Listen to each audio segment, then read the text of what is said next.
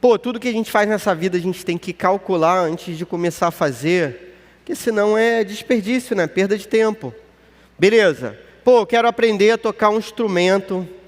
Aí, pô, essa dupla aqui estava sensacional aqui nessa noite, vocês viram?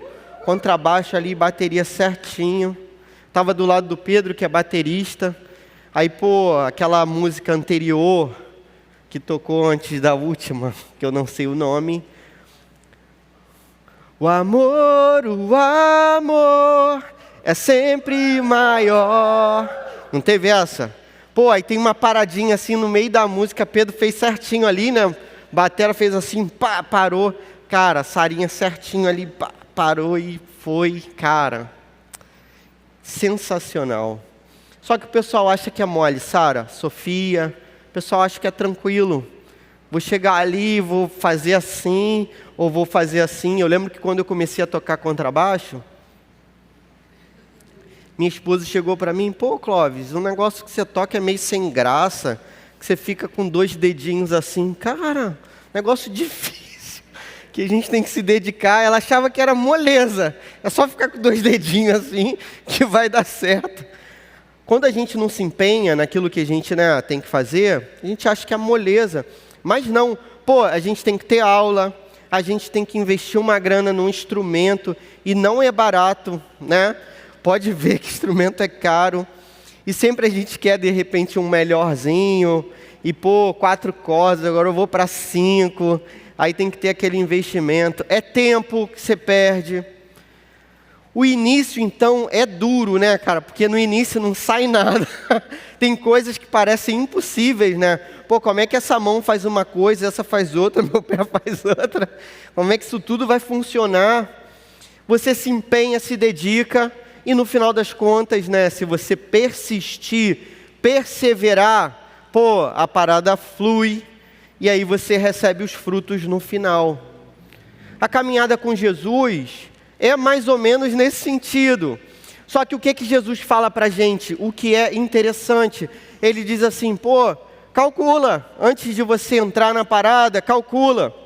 O texto que a gente vai ler daqui a pouquinho, ele é mais ou menos na metade aqui do Evangelho de Lucas. Lucas, sabe o que está acontecendo nessa parte do texto? Está acontecendo o seguinte. Jesus, ele já está na direção de Jerusalém. É a última vez na sua vida que ele vai em direção a Jerusalém. Os próximos passos de Jesus são literalmente na direção da cruz. Então, nesse momento em que o seu ministério está fluindo, está dando tudo certo, tem um galerão atrás de Jesus, Jesus chega a um resultado que coloca em xeque. Já jogou xadrez? Não? Eu estava crente que todo mundo aqui jogou xadrez. Essa expressão, colocar em xeque, é uma situação determinante para o jogo, beleza? O que é um xeque? É quando o rei, o objetivo do xadrez, não é você vencer o outro exército, porque no mundo antigo era assim, né? Se você vencesse o rei, você vencia a batalha. Então você não precisava ganhar de 100 mil soldados, você tinha que derrubar o rei. Essa é a situação em que Jesus coloca os seus discípulos em xeque. Então, uma situação importante, crítica.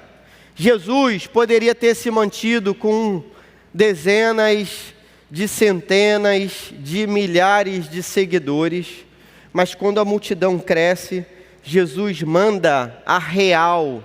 Alguém já mandou a real para você? Jesus vai mandar a real para você agora, beleza? Papo totalmente reto.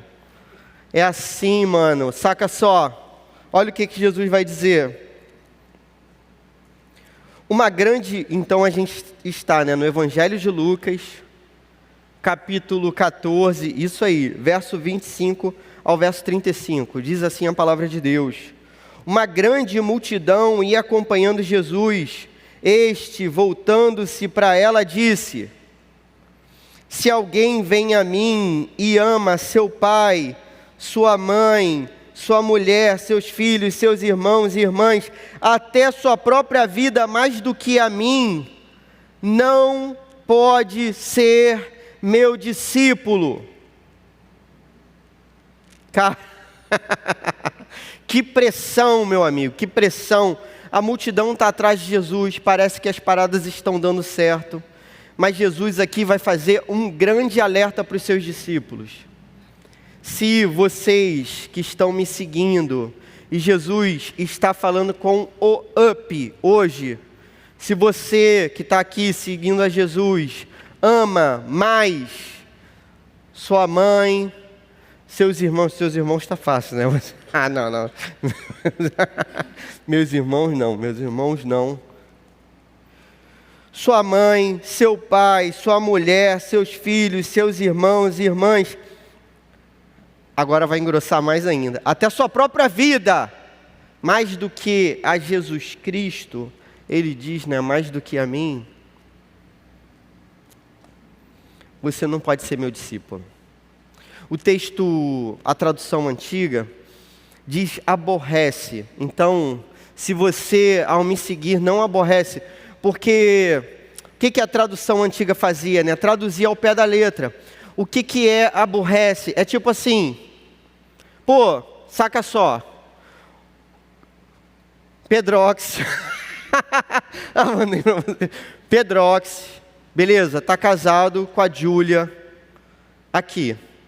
Pô, ele ama a esposinha dele, beleza. O que a Júlia exige do Pedrox?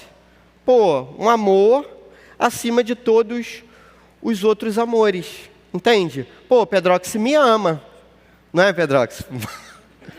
Mas ele não vai me amar mais do que a Júlia, não pode. Porque ela é a esposa dele, eles são um só hoje. Existe uma hierarquia de amores. Geralmente quem é colocado em segundo plano fica aborrecido. Quer um exemplo? Um exemplo perigoso. Pô, cara, olha só. Se tem 2 filhos, e aí a família revela que ama mais um filho do que o outro. Pô, o menos amado fica aborrecido. Não fica? Imagina, pô, teus pais chegam... Ah, Raina, não, a gente gosta mais da Rafa, tal. Você, pô, como assim? Que tem que amar igual, não pode. Jesus está dizendo o seguinte: se você não aborrece a sua família, não no sentido de ser desobediente, de ser uma pessoa, pô, chata, quizumbeira, cria confusão, não, mas se você não o ama mais, e isso fica claro para a sua família, de modo que eles fiquem aborrecidos, entende? Se eles não são cristãos, eles vão se aborrecer. A sua família precisa entender, se você não é cristão, que você ama mais a Jesus Cristo do que a sua própria família. Se eles não ficam aborrecidos, pô, nesse sentido, você não pode ser chamado de discípulo de Jesus. Olha o que o texto diz, continua. E aquele que não carrega a sua cruz e não me segue, não pode ser meu discípulo. O carregar a cruz e seguir a Jesus é a pena de morte. Nesse tempo aqui, quando você era condenado à morte pelo Império Romano, você tinha que pegar a sua cruz numa determinada parte da cidade, você tinha que ser humilhado carregando a sua cruz até o ponto da crucificação. Geralmente as pessoas que faziam isso eram assassinos, eram pessoas muito ruins. Então o povo tinha o direito de humilhar aquela pessoa carregando a cruz. Porque, cara, era a pior espécie de pessoa que estava carregando a cruz. Então a galera jogava pedra, a galera cuspia. Se desse para fazer alguma coisa no sentido de ferir aquela pessoa que estava carregando a cruz, as pessoas faziam assim, zombavam dela, xingavam e amaldiçoavam aquela pessoa que estava carregando a cruz. Você nem sabia quem era. Está carregando a cruz, pô, um bandido maldito desses aí. Então vamos, pô, chegar junto, vamos esculachar esse cara, vamos... O que Jesus estava dizendo? Que quando você é discípulo dele, você foi condenado à morte. Era um condenado à morte. Você, para ser discípulo de Jesus, você precisa entender que você foi condenado a morrer. Para que você viva a plenitude do Espírito Santo, você deve morrer para você mesmo. É necessário nascer de novo. É o que diz o Evangelho de Jesus. Você deve morrer para si mesmo, para sua própria vontade.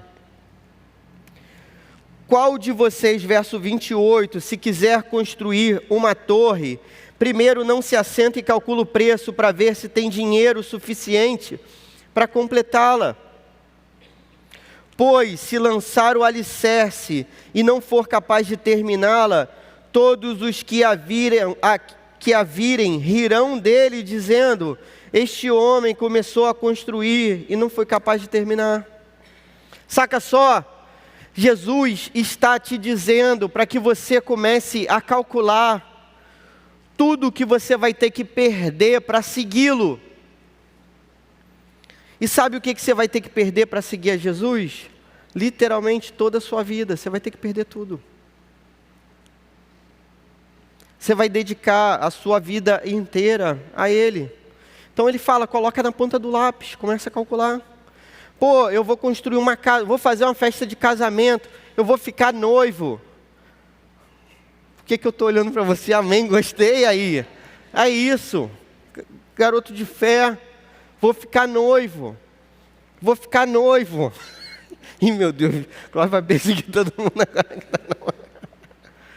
Cara, você tem que calcular, eu posso ficar noivo? Quanto tempo eu vou casar? Quanto que eu tenho que juntar dinheiro para casar? Quanto custa uma festa de casamento? Você vai desmaiar quando souber. Jesus está dizendo para você, pô, calcula, bota na ponta do lápis. Você vai fazer uma faculdade. Quem quer fazer faculdade aqui? 2 pessoas. Pô, algumas pessoas. Isso, gostei aí. Tem um rapaz de fé ali, fez até assim.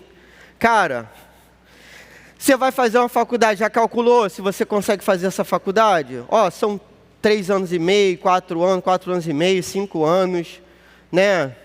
X fatorial, dependendo se for de exatas, é fatorial e você não sabe quanto tempo demora. Você vai entrar, não sabe quando sai. Você não sabe nem qual semestre que você está no primeiro, no quinto. Você fica assim, não sei. Mas você tem que calcular. Eu vou ter dinheiro de passagem para ir para a faculdade? Na minha faculdade tem um bandejão de 70 centavos igual, pô, a melhor faculdade de todas que é a UF. Vou ter que pensar nessa parada, beleza? Ah, se não tem, cara, eu vou ter condições de fazer os trabalhos? Eu vou ter condição de estudar? Eu tenho condição de comprar livro, ou de comprar jaleco, ou de comprar... Não sei. O que vocês precisam comprar para estar na faculdade? Já pensou? Curso de inglês? Já calculou? Jesus está dizendo que para entrar na vida com Ele, do discipulado, você precisa calcular. Você tem que calcular, porque você vai perder dinheiro. Com certeza, para construir uma torre, se perde dinheiro, meu amigo. Quem é crente perde dinheiro. Por quê? Porque coloca o dinheiro para fazer o bem para os outros. Vai perder tempo, você vai suar. Não é fácil, ó, ficar em pé para filmar ali o culto inteiro. E a pessoa, pô, ficar se balançando, vem para cá, vai para lá. E você tem que ir equilibrando tudo. Pois, se lançar o alicerce e não for capaz de terminá-la, todos vão dizer, vão rir de você. Quantas pessoas já entraram aqui e já saíram, porque quando viram o esforço que é seguir a Jesus, preferiram outras coisas. Às vezes é uma pessoa amável que está aqui, bacana, parece crente, mas na hora que ela tem que ter um namoro cristão, ela vai sair fora, Na hora que ela tiver que ser crente na faculdade, ela vai, correr. Na escola, ela vai correr. Na hora que ela tiver que ter uma vida santa, ela não vai querer. Verso 31. Ou qual é o rei que, pretendendo sair à guerra contra outro rei, primeiro não se assenta e pensa se com 10.000 homens é capaz de enfrentar aquele que vem contra ele com 20.000?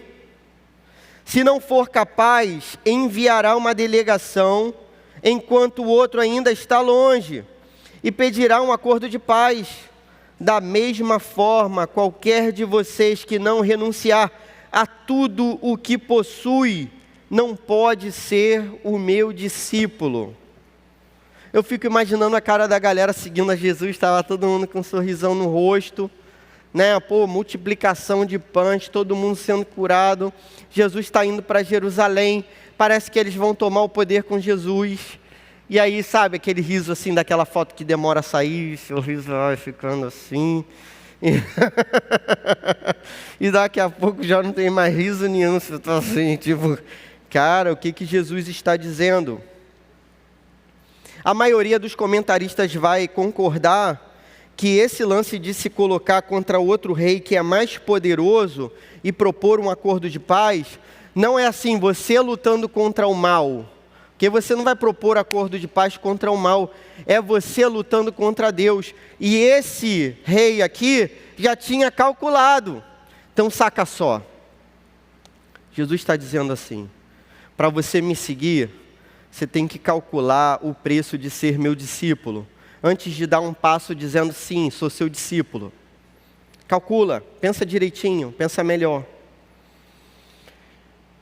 Ao mesmo tempo, você que está querendo, depois de calcular, ir embora, você tem que entender que um dia o exército de Deus vai se colocar contra você.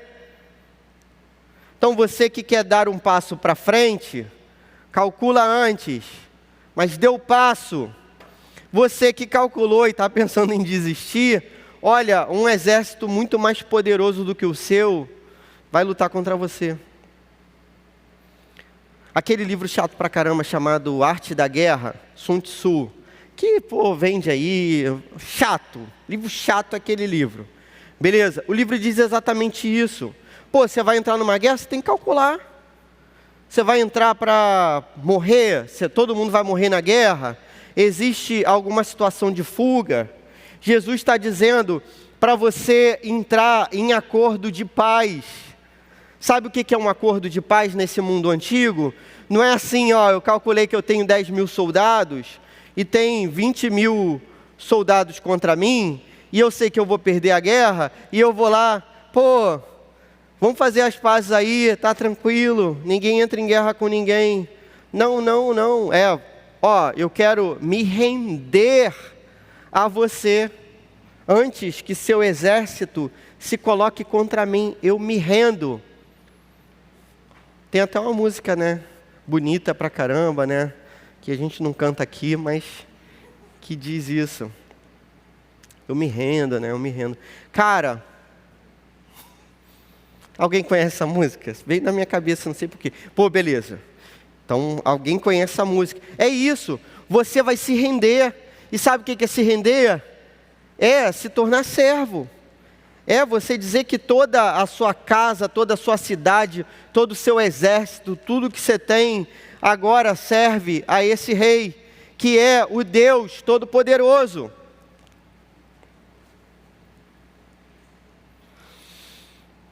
Verso 33. Da mesma forma, qualquer de vocês que não renunciar a tudo o que possui, a tudo. O convite do Evangelho é renunciar a tudo, é se render completamente. Tudo que você possui, a sua vida, seu status, a sua fama, sua vida na mídia social, seu namoro, seu temperamento. É meu temperamento. Sou assim mesmo, sou emburradão, ou sou marrentão. Isso também, tudo. 34, o sal é bom, Mas se ele perde o sabor, como restaurá-lo? Não serve nem para o solo, nem para adubo, é jogado fora. Adubo, você sabe o que é adubo? Fezes de animais, beleza? Se o sal perde o sabor, e Jesus diz que vocês são o sal do mundo, o que Jesus está dizendo com sal? O sal nesse tempo é o freezer desse tempo, não deixa apodrecer. Nesse tempo não tinha freezer. Então, o que evitava que a carne apodrecesse? Era o sal. Colocava sal e aí aquilo evitava que o apodrecimento tomasse conta daquele tecido. Jesus está dizendo que se o sal perde o sabor, se o sal deixa de ser sal, ele não serve mais para nada, ele não serve nem como fezes de animais, que servem para adubar a terra, não serve para nada. É jogado fora. Aquele que tem ouvidos para ouvir, ouça. Você tem ouvidos? Está atento? Ouça o que Jesus está falando com você. Primeira e única lição desse texto: existe um custo em seguir a Jesus. Lembra do jovem rico? O que Jesus fala para o jovem rico? Senhor, como é que eu vou herdar o reino de Deus? Primeiro, para herdar, meu amigo, você não precisa fazer nada. Não é? Herança. O que você faz para ter uma herança? Nada. Você não faz nada, você espera o tempo passar. É assim. Você simplesmente não faz nada. Senhor, como é que eu posso herdar? Segue os mandamentos.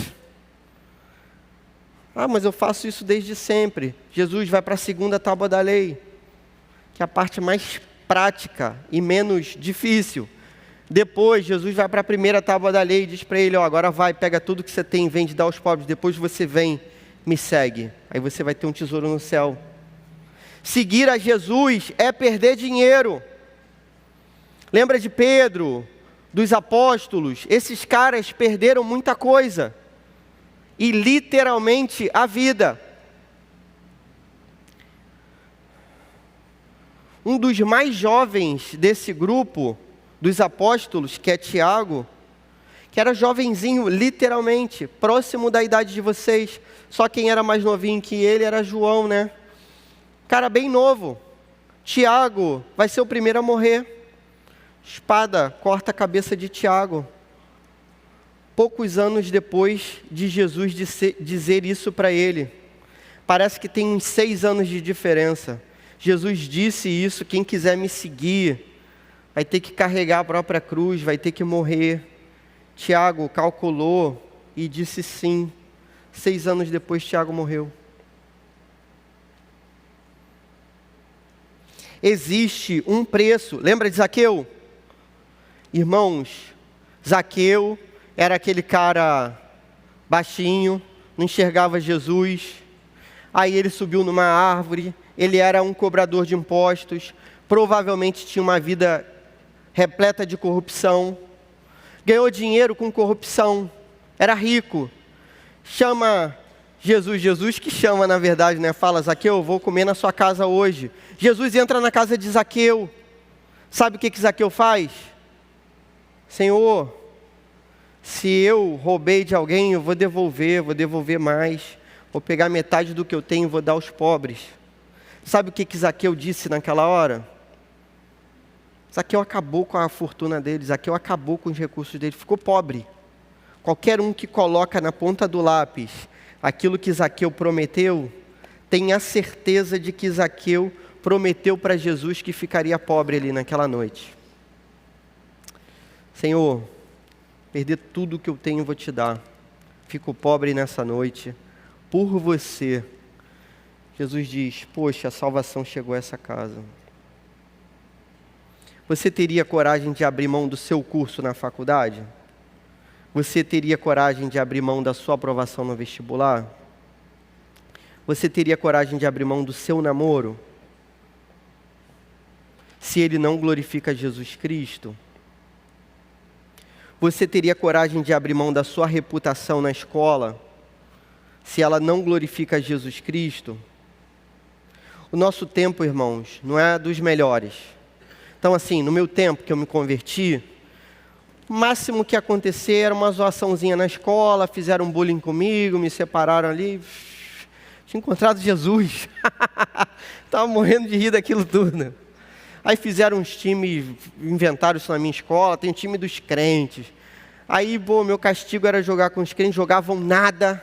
Eu perdia todos os jogos com os crentes e tal, isso era nada. Aprendi a dar esse riso nesse tempo da escola.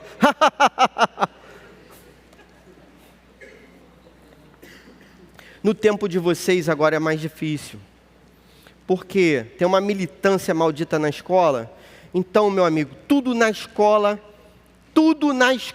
é problema de opção sexual, ideologia A e B, é movimento de integração LGBTQIA+, é isso na escola. Na faculdade já era. No tempo que eu fui para a UF, queridos, 80% dos meus amigos eram gays, eu fiz faculdade de letras, beleza? Então, meus amigos eram gays, mas eles sempre me respeitaram, eu sempre os respeitei, são meus amigos, a gente conviveu numa boa. E eu poderia dizer o que eu gostaria de dizer como cristão, e eles poderiam dizer o que eles gostariam de dizer como não cristãos, e estava tudo certo. Só que agora não é assim, você tem que calar sua boca na escola, beleza?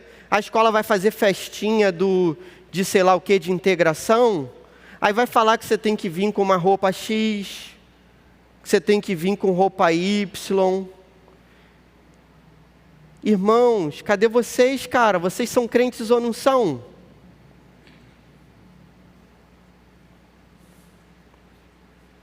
Você entende que por mais que seja mais difícil você ser crente hoje do que eu fui há 25 anos atrás, ou mais, sei lá,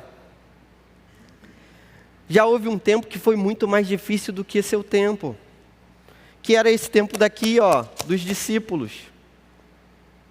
Era esse tempo aqui, era muito mais difícil. Por quê? Era você declarar que você estava disposto literalmente a morrer. O máximo que vai acontecer na sua escola é todo mundo parar de falar com você. Grande coisa. Grande coisa. O máximo que vai acontecer. Beleza? A galera ficar chateada, você dizer, não vou participar desse negócio que a escola está promovendo, não quero. Por quê? Porque eu sou cristão, beleza? Lembra aquela menininha? Um vídeo bem bonitinho. A menininha foi mais corajosa do que a gente. O professor ia fazer um TikTok lá, sei lá o que a professora ia fazer, gravando. Aí a professora falou, faz alguma coisa. Pequenininha, a garotinha devia ter 5 anos. Aí ela falou assim, fazer o quê? Aí a professora, vai, dança. Aí a professora deu uma reboladinha assim. Aí ela falou, mas eu não posso. Mas minha mãe não deixa, porque eu sou crente. Ela fala assim. É isso, cara. Não vou participar dessa parada porque eu sou crente.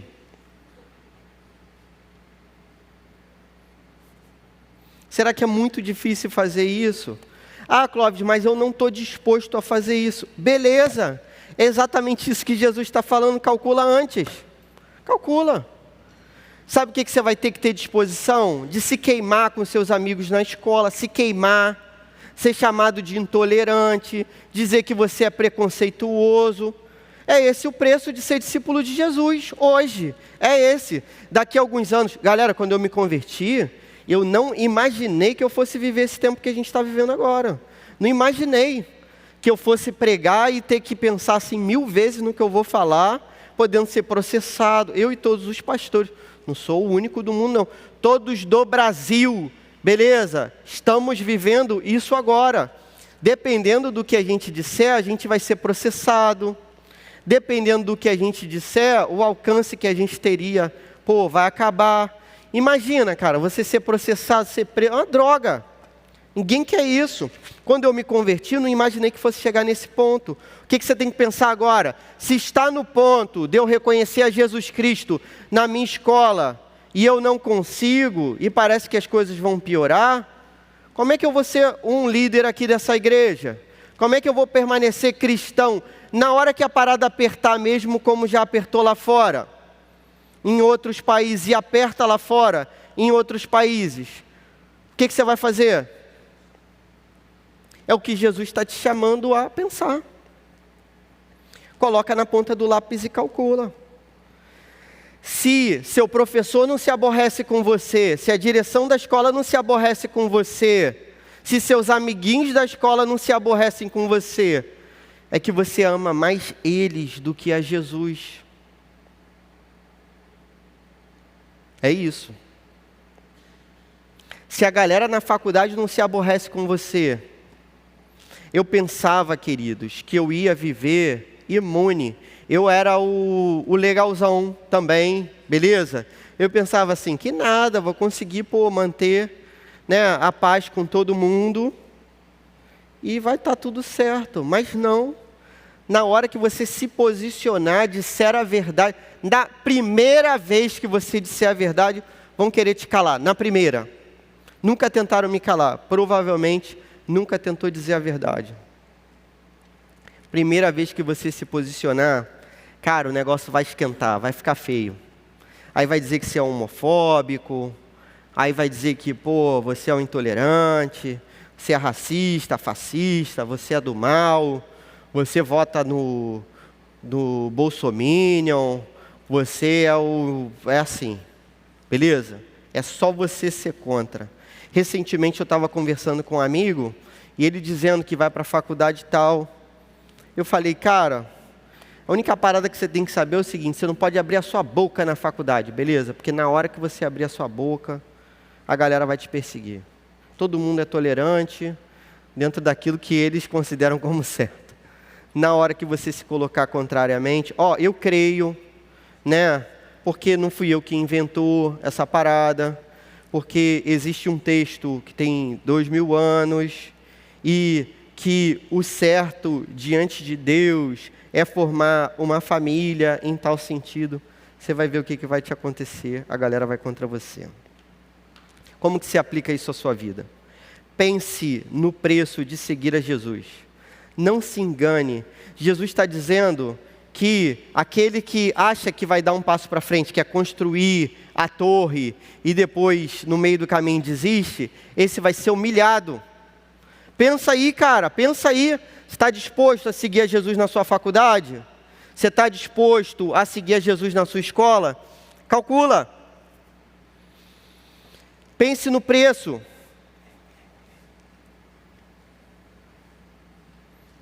Tem muita coisa para você perder. Você não vai transar antes de casar. É um preço que você vai ter que sustentar. Beleza? Você não vai colar. Você não vai mentir. Você não vai trapacear. Você não vai aceitar tudo que a galera aceita. Eu, quando fui para UF, cara, não participei de uma festa, daquelas malditas festas lá da UF. Não participei de uma. Sabe o que eu perdi? Nada. Nada. Simplesmente nada vezes nada. Estudei e abraço. Meus colegas que estavam na festinha, a maioria ficaram dependentes de maconha. A maioria ficou dependente de maconha, viciado em todo tipo de prostituição. A maioria não se formou comigo. Se formaram comigo, sei lá, uns 4, da minha turma toda. Porque os maconheiros ficaram para trás. A galera da festinha ficou para trás. Eles não conseguiam memorizar as declinações. A gente estudou grego. E a gente estudava declinação em grego. Declinação em alemão não é difícil? Uma língua que tem declinação, o que é isso? A gente nem sabe o que é isso aqui.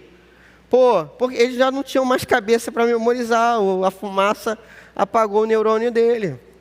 Ficaram lá, presos na faculdade. Pense no preço de seguir a Jesus. Jesus quer que você calcule, pense isso nessa noite. Pô, Clóvis, eu nunca tinha pensado até agora. Beleza, pensa. Lembra da parábola das sementes? A semente é lançada, cai no terreno pedregoso, a semente é lançada, a planta brota. Parece, a pessoa recebe com alegria. Quando vem as preocupações dessa vida, as perseguições, as pessoas desistem. Porque acharam que iam construir uma torre e desistiram no meio do caminho. A planta com espinhos sufocou aquela plantinha que estava brotando. Foram pessoas que não calcularam.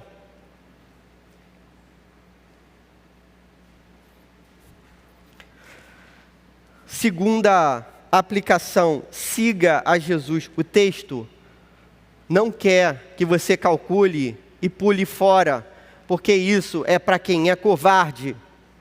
O texto está te chamando a calcular e entrar de cabeça, mas sabendo onde é que você está pulando. Entende? Não é um pulo que você vai pular sem saber qual é a profundidade da coisa. Não, você está sabendo. É um mergulho nas profundezas. É isso que Jesus está chamando você, mergulhar nas profundezas de uma vida que vai ser amassada, esmagada, transformada em algo que sirva para a glória de Deus. No final das contas, irmãos, nós que escolhemos construir a torre, nós que propomos ou propusemos um acordo de paz, nós que entregamos a nossa vida a Jesus Cristo, nós celebraremos e cantaremos a vitória. O livro de Apocalipse diz que eu estou nessa última passagem aqui, cantando a glória desse Deus, numa festa de casamento. É assim, escolha seguir a Jesus, ainda que o preço seja alto. Escolha, decida-se hoje. Transforma sua mídia social hoje. Transforma sua mídia social hoje. Não é porque o pastor está falando, não é porque o pastor está vigiando sua mídia social. Eu nem sei qual é a sua mídia social. Eu sigo poucas pessoas, porque eu nem consigo achar vocês na mídia social. Ou vocês não conseguem me achar também, que eu sou apagadão. Transforma isso para a glória de Jesus. Que tudo isso reflita a glória de Jesus. Amém? Mais uma vez, termino com a frase do Jim Elliot. Cara que deu a vida pelo Evangelho. Morreu por Jesus Cristo. Um missionário que morreu porque queria pregar o Evangelho para pessoas que eram totalmente violentas, assassinos.